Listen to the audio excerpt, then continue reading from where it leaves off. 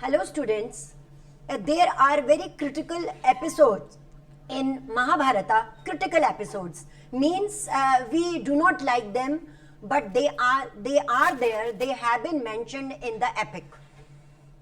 Like we have read a very critical episode of when Duryodhan invites Yudhishthir for the game of a dice, D-I-C-E, dice.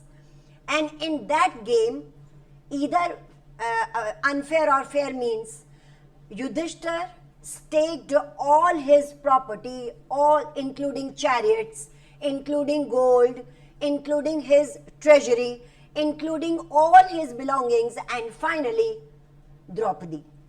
So this is a critical episode. We do not like it at all, but even then it has been mentioned. It tells us about the gendered differences, and about how the kingly life, the royal families, that how the things went on over there. Yesterday we were discussing finally about the Chandals, the beyond the four Varnas. There was another group of Chandals, and I told you that they used to dispose of the dead ones, the corpse, the dead animals, etc. They used to dispose them off, and their life was such that they could not mingle up, they could not mix up with the others. They mostly lived outside the town, separate places were there for them to live, and certain duties according to Manusmriti, another scripture of the Brahmanas of the ancient period.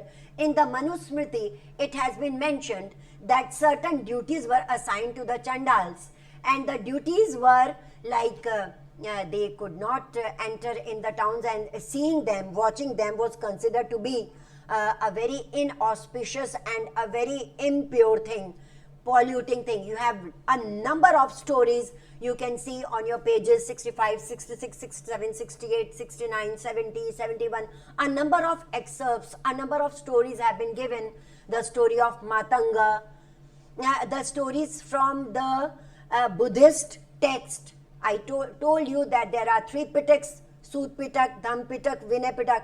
So in these stories, small stories have been taken out. You can see on these pages which I told you in NCERT, and you can go through that how their lives was going on. So there were certain duties assigned to them. For example, they have to dispose of the dead ones, I told you. Then they have to wear only those clothes which were worn by the dead, and they could not eat certain food that was also restricted for them, and they used to wear only iron ornaments, only iron, no other gold or silver. That was considered to be very pure. And before, in some of the textual evidences we also come through that if they wanted to enter into the town for certain work, they were clappers, means they had to clap. They has to give a symbol that we are entering, and people should hide themselves, so that, because watching them was not considered to be good, was not considered to be pleasant. However, in certain textual evidences, it has been mentioned whether the Chandals, whether they accepted their life, whether they accepted the style of life they were leading, we can call it the life of degradation. The life of degradation, because the work that they were performing was a very important work. If they do not dispose of the deads, what will happen to the humanity? It will be very bad. It will be against hygiene, and it will be very bad if we see for the point of view of rituals, if we see at the point of view of hygiene, if we see at the point of view of cleanliness. It will be not good on our part to treat them like this. But there is a question in the text whether they accepted the life of degradation. Now there is a limitation. Now we cannot give our view whether they accepted or not. Means they had to accept it because they thought that this was their misery, that they were born for this. Anyhow, so many stories have been popular for them, and we can recall and we can see that how these have been assigned, how the different duties were assigned to them. Correct? Then we have generic access to property. Access to property. Access means taking, pahunch, access to the property. So we have different examples that women could not inherit property. However, women could inherit property which was given to them or which was given to the daughter by her father at the time of her marriage, and that was called Stridhan. Stridhan, and that was taken. And that was taken by a woman, and she was the owner, she could access that property.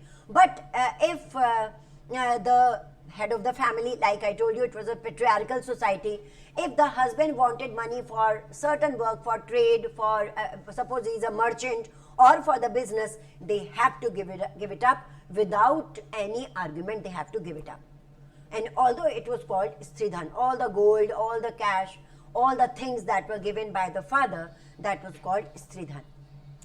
It is also codified in the Dharma Sutras and Dharma Shastras, the Brahminical reactions, that all this was going on, and we have the records, except the example of Prabhavati Gupta, about which we have read in the previous chapter, about in the Mauryas, in the chapter where we were discussing about the umpires. Except the example of Prabhavati Gupta, we do not have any other example that women had access to property, except the Stridhan that they received, that the girls received at the time of their marriage. Then in the Tamil text also, that is very popular as Sangam literature, you must have read it is in your junior classes, that it is a collection of 2000 poems.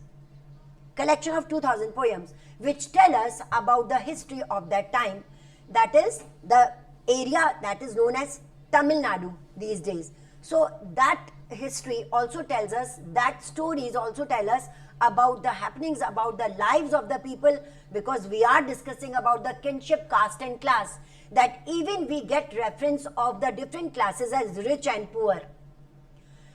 In one of the story of the textual evidences, we come through that if a slave was asked that you are a slave, and if another slave serves you, or if a slave becomes rich, that is Shudra. Later on, because previously it was based on occupation, later on it was decided by birth. So a Shudra, if he was asked that if a Shudra became wealthy, if he attained money through his hard work or from any other source, what will happen to the other caste? And the reply was that either the Shudra would be respected by the upper three caste or not, because there is another evidence that Brahmins used to call themselves that they were originated from Brahma, that they are the creator of Brahma, who is the creator, who is in Hindu mythology, he is considered to be the creator. And that they also explained it to the people that our brain, it consists of the Brahmins, the Kshatriyas are our shoulders, because I told you that among the Kshatriyas there were soldiers and there were kings, there were rulers, although there are examples of non-Kshatriya rulers also, but even then mostly it was Kshatriya. Then Vaishyas have been described as stomach or the thighs, and the Shudras feet. So this type of notions came up, and they have been clarified by the two Chinese pilgrims in India, Huensang and Faiyan.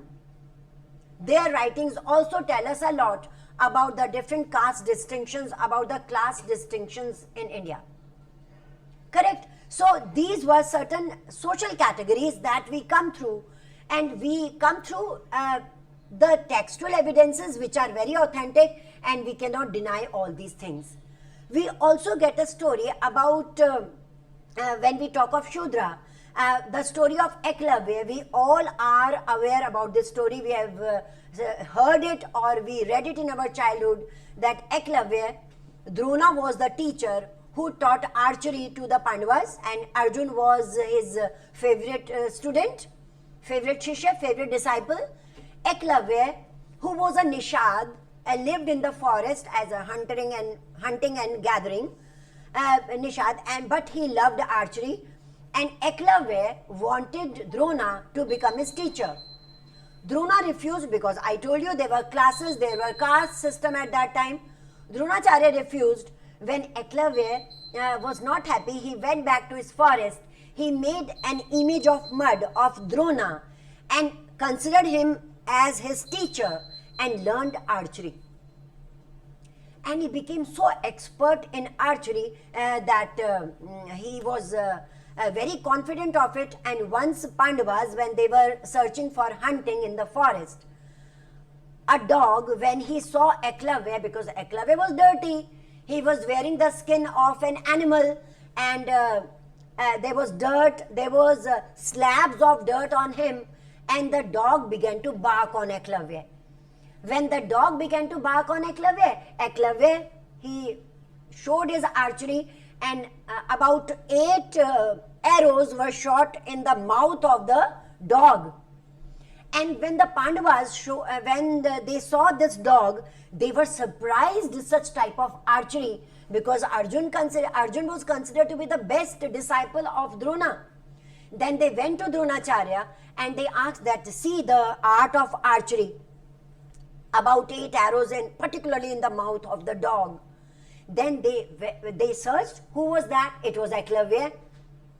So Arjun was in dilemma that Dronacharya ji, you said that I am the best in archery, and this Eklavya is more than that. Then what Dronacharya did, he asked Eklavya that when you considered me as your teacher, then you are also authorized, and you also have the duty to give me something in return, because I am your teacher. Eklavya told Dronacharya that, what do you want? Dronacharya asked him to give his right thumb. Eklavya immediately, without hesitation, unhesitatingly gave his right thumb to Dronacharya as Guru Dakshina, and after that he did archery with the leftover fingers, but Arjun remained the best disciple. Such type of stories when we get, so we are forced to think that there is a question mark on the character of Dronacharya also, that teachers can be such. So students, this was all for today. We will proceed this chapter tomorrow with more findings on Mahabharata, about the critical note of Mahabharata, about how historians feel Mahabharata was. Till then, a very good bye from me.